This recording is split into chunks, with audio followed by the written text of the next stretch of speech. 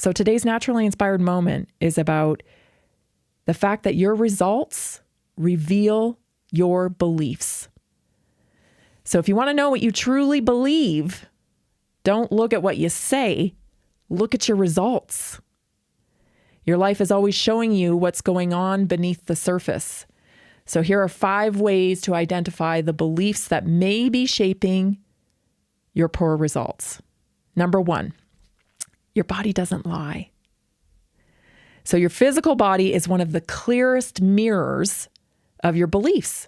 Your weight, your energy, your posture, even the lines on your face, like we talked about with Terry Fox yesterday.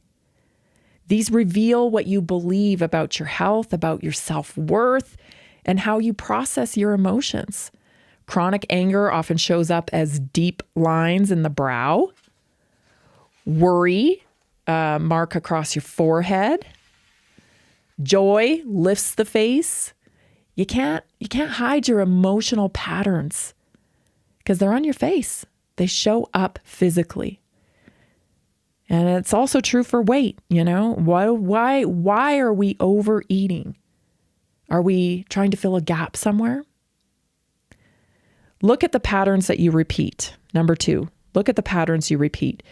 If the same challenges keep showing up, burnout, broken relationships, health flare-ups, it's not bad luck. It is not bad luck. It's a sign of repeating a belief loop over and over again on a daily basis. What do I believe that keeps creating this result? Maybe you don't know, but listen, we've talked a lot about setting intention every morning, right?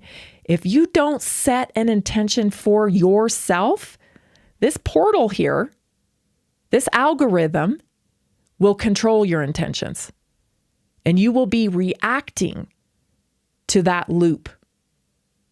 So just think about that. The difference between just passively taking in a program, right, an algorithm, versus pushing back and setting your own intention every day.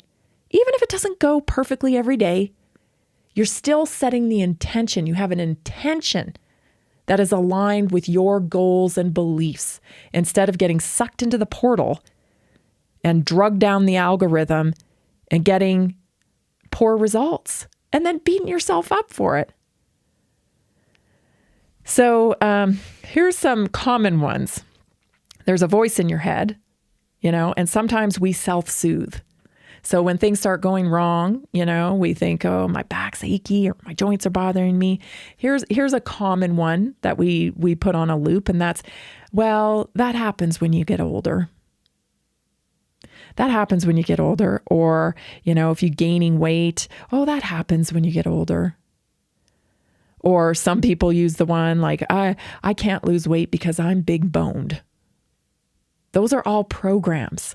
They're soothing mechanisms to try to feel a little better about your results. Number 4, pay attention to what you avoid. Do you skip the gym? Do you dodge mirrors? Or do you procrastinate when it comes to health decisions? Avoidance is often driven by beliefs like, I'm not worth the effort. Or I can never do that. Nothing works for me anyway. My metabolism is broken. This is bad programming. And I'm here to tell you it's not your fault. It's not your fault. The world is not set up for you to be like killing it and happy and got this great programming. Like, I'm so awesome. I'm going to kill it today. That's not what they want. That's not what they want. So we have to be mindful and take care of ourselves. Number 5, examine your excuses. The reasons we tell ourselves, like, I don't have time, or I'm too tired, are often protective lies that mask the fear that we might fail or that we might succeed. Because who are we if we do succeed? If we succeed, we don't know what to expect.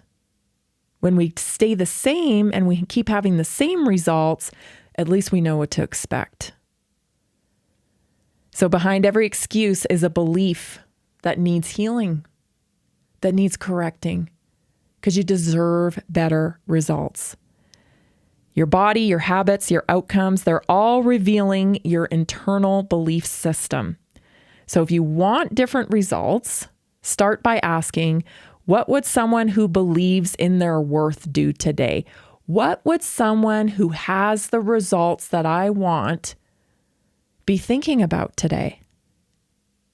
Would they allow these thoughts, this loop pattern of I don't have time, I'm too tired. I'm too tired to work out. I'm too tired to change. I'm too tired for this. I can't do that because of my kids. When in reality, we're teaching our kids every day with our actions.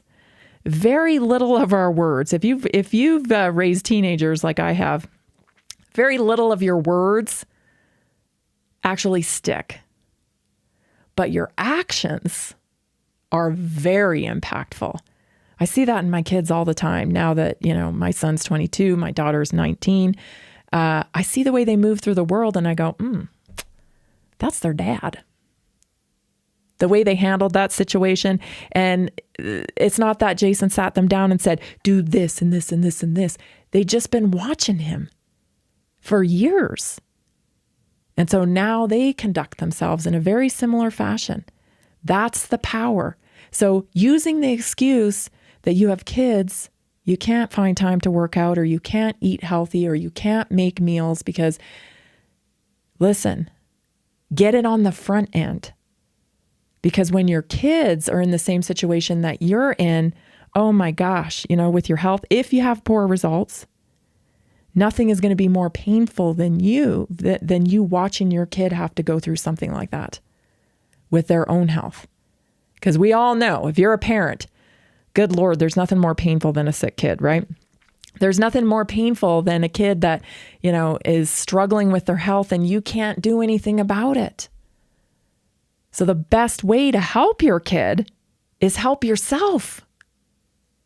Help yourself, because those actions are so impactful. I raised my kids, running with them. I had a double wide stroller. I loaded them up every morning while Jason was at work, and we were out the door running. And it was pretty tough at that time, especially with my son. He was hilarious. He would turn around and eat his cookies, his snacks, while I was sweating, pushing this big bus, And it wasn't pleasant, especially on cold days and stuff, but it needed to be done. And today, they're both athletes. They don't go a day or two without being active. It's part of who they are because they were raised that way. They saw it every day in and day out. We made it a priority. We created a culture in our family where this was the standard. And I'm not preaching to you and say I had it all figured out, because the reason why I was that way is because I learned the hard way, right? We were injured by the medical model. So I just say, learn from my pain. Learn from my pain, because it was painful, and take the action today. So today's naturally inspired moment: your results reveal your beliefs. What are your beliefs? Stay tuned, everybody. We got to go to break, but we'll be right back with a whole new hour. Christy Hall coming up. Stay tuned.